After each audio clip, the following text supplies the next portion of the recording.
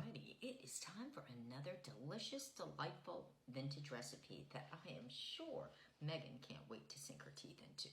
So today I'm going to make a vintage recipe, rice pudding. That's right. Do you remember Grandma used to make that?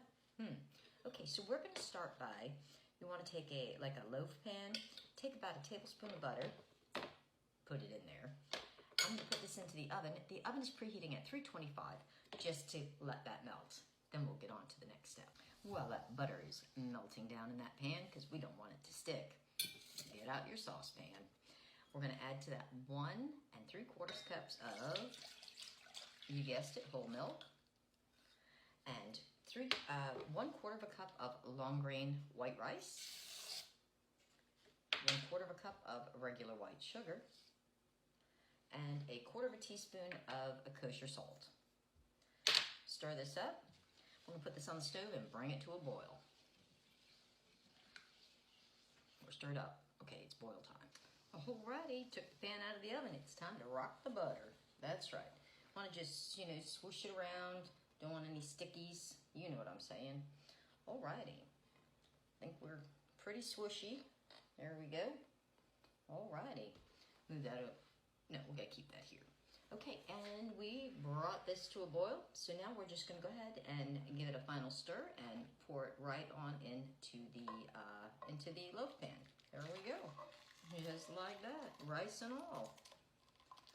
Okay, so now I'm going to put this in the oven. It's going to go in for 45 minutes, but every 15 minutes you're supposed to stir it. So that's what I'm going to do because I like to follow the directions, Those vintage things, Alrighty, so off to the oven with you. And I'll see you probably in about 45 minutes after my stirring is done. Okay, it's been 45 minutes and I stirred it every 15 minutes, just like the instructions said. Now we're going to add in 1 tablespoon of vanilla and 1/4 cup of raisins. And we're going to mix this in real well. And then we're going to put this back in the oven again. That's right, back in the oven again for another 15 minutes. 15 minutes at 325, and then it's supposed to be done. Now it says we can serve this either chilled or warm. They say both ways, or either way, I guess. And it should be done then. So I'm going to go ahead, and this looks like it's all stirred up to me. I'm going to go put this back in the oven, and tasty taste time is coming around the corner. Alrighty, it sure seems to have gelled up and all, and it's still kind of warm. I'm going with the serving it warm thing. I think it's going to taste better than if it's cold, but it says you can do either one. So I got these fancy dancy little glasses here, and I'm going to put some in each of them, like so, just like it said. I hope it's not still too warm. Go.